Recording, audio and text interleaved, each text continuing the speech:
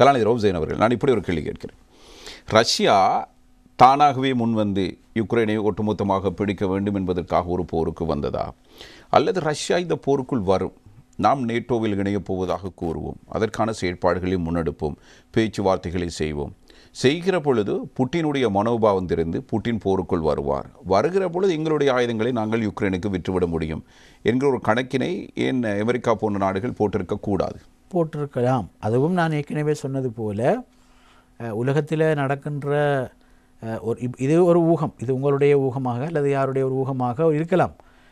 ஏனென்றால் உலகத்தில் இதுவரைக்கும் நடந்திருக்கிற விஷயத்தில் கன்ஸ்பிரசி தியரி அறவே இல்லைன்னு நான் சொல்ல மாட்டேன். இருந்திருக்கிறது. உலகத்தினுடைய பிராந்திய அரசியலில் எதிரிகளை உருவாக்குவது, நண்பர்களை உருவாக்குவது, நண்பர்களை எதிரிகளாக்குவது, எதிரிகளை நண்பர்களாக்குவது என்றதெல்லாம் சர்வதேச அரசியலில் சகஜம். அது நீண்ட காலமாக நடந்து வருகின்ற ஒரு விஷயம்.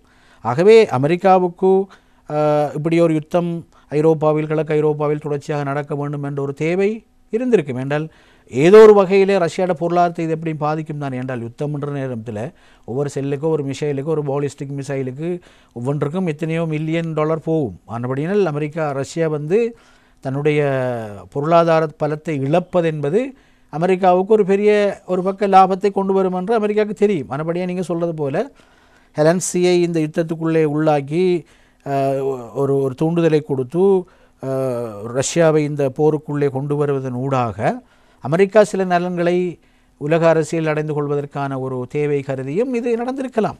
இல்லை என்றதுக்கு இல்லை என்று நாங்கள் உறுதியாக சொல்ல முடியாது, இருக்கலாம். ஆனால் அது என்ன நலன்கள், அது எப்படி அடைய போகிறது என்றதை நாங்கள் கவனமாக பார்க்க வேண்டும். உடனடியாக எதுவும் தெரியாது போகும். அதனுடைய அந்த என்னுடைய பார்வையில் அந்த போர் அவசரமாக நிற்கும் என்று நான் நம்பலை. ஏன்னா சில போர்கள் அது உருவானதல்ல, மூண்டதல்ல, மூட்டப்பட்டது.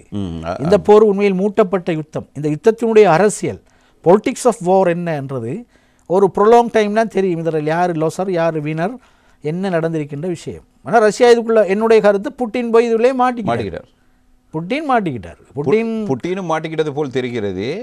ஜெலன்ஸ்கியும் ஏதோ கயிறை விழுங்கி இருப்பது போல தெரிகிறது. அதான் உண்மை.